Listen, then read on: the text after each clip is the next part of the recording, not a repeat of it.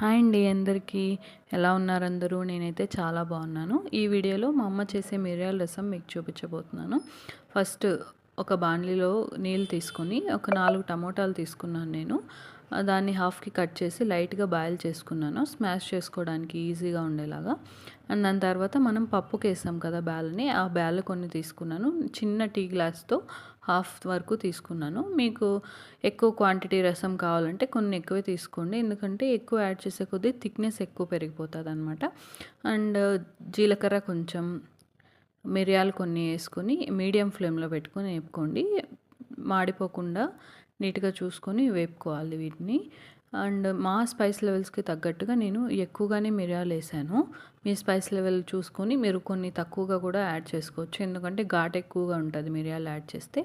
దాని తర్వాత టమోటాల్ని స్మాష్ చేసుకోవాలి బాగా. మనం ఉడకపెట్టిన వాటర్ కూడా వేస్ట్ చేయకుండా పక్కకు గిన్నెలో తీసేసుకొని స్మాష్ చేసుకోండి. మీకు ఎంత రసం కావాలో దాన్ని బట్టి మీరు యాడ్ చేసుకుంటూ స్మాష్ చేసుకోవచ్చు. ఇక్కడ వేడి ఎక్కువగా ఉండడం వల్ల నేను గరిటెతో స్మాష్ చేస్తున్నాను, తొందరగా అవ్వాలి రసం అని చెప్పేసి. మీరు చల్లగా ఇంతవరకు వెయిట్ చేసి చేతితో కూడా ఈజీగా స్మాష్ చేసేసుకోవచ్చు. ఇలా చేయడానికి రీజన్ ఏంటంటే, నేను నార్మల్గా రసం చేసేటప్పుడు ఇంట్లో టమోటా కట్ చేసి రసంకి యాడ్ చేసేదాన్ని. ఆ టేస్ట్ అంతగా నచ్చేది కాదు నాకు. మా అమ్మ చేసేటప్పుడు ఇలా చేయడం చూశాను నేను. మా అమ్మ చేసేటప్పుడు దగ్గరుండి చూసి నేర్చుకున్న రెసిపీ ఇది.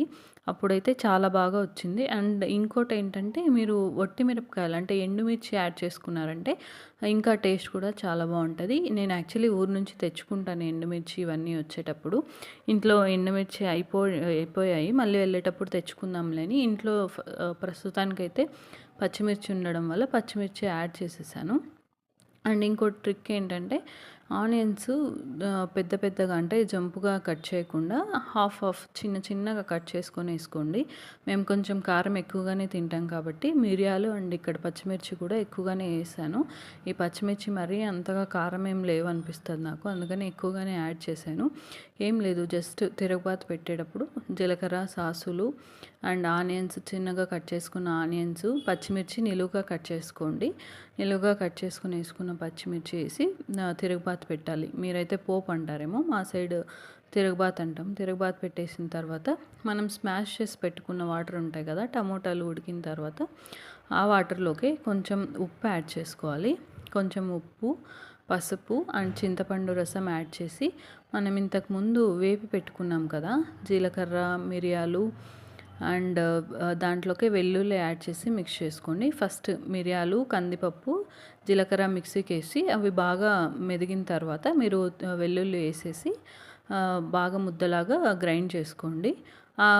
మొత్తం ఆ గ్రైండ్ చేసిన ముద్దని కూడా ఇందులోకి యాడ్ చేసేసి ఫస్ట్ మొత్తం మిక్స్ చేయండి ఒకసారి. చింతపండు రసం కూడా ఇందులోకి యాడ్ చేసేసుకోండి, ఎందుకంటే బాగా మిక్స్ అయితే మనము తిరగబాతులోకి వేసామంటే ఆ టేస్ట్ చేంజ్ అయిపోతుంది, మనం అనుకున్న టేస్ట్ రాదు.